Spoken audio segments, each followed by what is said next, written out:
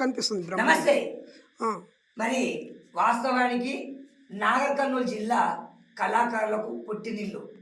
మరి వాస్తవానికి నేను కూడా మిర్చిలు దాటి ఇక్కడ వస్తే భజన భక్తులు చాలా ఉంటాయి.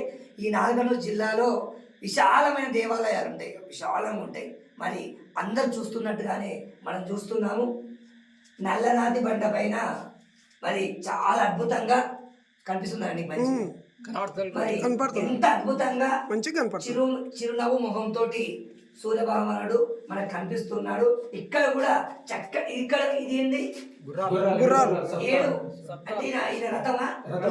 మరి సూర్యుడి రథము ఎంత బాగుంది చూడండి ఒకసారి, అద్భుతంగా. మరి మరి ఒకసారి చూడవచ్చు, 7 గుర్రాల బండి పైన సవారీ చేస్తారు సూర్య భగవానుడు. మనకు అంటే ఆధారాలు కనిపిస్తున్నాయి ఇక్కడ మనకు, ఎవరు చెప్పడం కాదు, మనం చదువుతున్నాం కదా. 7 గుర్రాల బండి ఆధారాలు స్పష్టంగా కనిపిస్తున్నాయి. మనం చూడొచ్చు, 7 రథములతో కూడుకున్న బండి కనిపిస్తుంది. ఇక విచిత్రంగా ఏమంటే ప్రాణమఠం లాగా ఉంది కింద, ప్రాణమఠం మీద.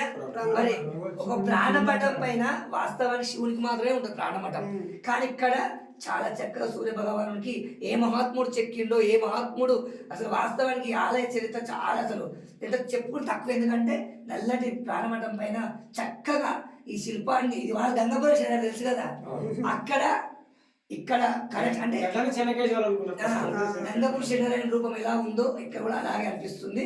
తేజస్సు విరజిమ్ముతుంది. మనం చూడొచ్చు. మరి ఆ ముఖము నవముఖము, చాలా విగ్రహాలు కొంచెం మనకు అట్లా అనిపించవు. చిరునవ్వులు చిందిస్తున్న సూర్యభగవాన్ని దర్శించుకునే భాగ్యము నాకు కలిగింది. మరి దగ్గర నుండి చూస్తున్నాను. మనం చూడొచ్చు ఇక్కడ మరి చాలా చక్కగా చూడొచ్చు సూర్యభగవాన్ని. ఛాయాదేవి, విశ్వాదేవి, ఉషాదేవి. మరి సూర్యభగవాన్ భార్యం కూడా ఎంత అద్భుతంగా తోరణం పైన చెక్కలు మనం చూస్తూ ఉన్నాము. మరి ఇక్కడ చూడండి, ఇవి కూడా మధ్యలో కూడా మన విగ్రహాలు, చిన్న చిన్న విగ్రహాలు మనం చూడొచ్చు. ఈ తోరణంలో కూడా మళ్ళీ నవగ్రహాలను కూడా మహానుభావులు చిత్రీకరించారు. మరి మనం చూస్తున్నాం, చాలా అద్భుతంగా ఉంది. బ్రహ్మాండమైన అఖిలాండ కోటి బ్రహ్మాండ నాయకుడి మరి గండ దీపం. ఇది ఏంది పెద్ద మనిషి కట్టిరా సేవతో మరి ప్రతిరోజు అఖండ దీపాలు. మరి చూశాం కదా మరి సూర్య భగవాన్ అందరూ ఎదురు చూసినట్టుగానే సూర్యుడు లేని జీవం లేదు. మరి సూర్య భగవాన్ దర్శించుకునే భాగ్యం నాకు కలిగింది. చక్కగా ఇక్కడ చూడు మన కవుల ఎట్లా ఉంది.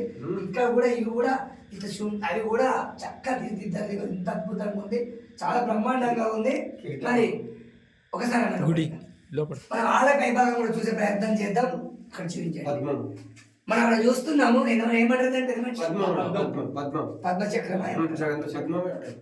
మనం చక్కగా అక్కడ కూడా పైన ఒక చక్కటి చిత్రాన్ని కూడా మనకు చూస్తున్నాం. మొత్తం రాతి తగ్గతో నిర్మించబడింది.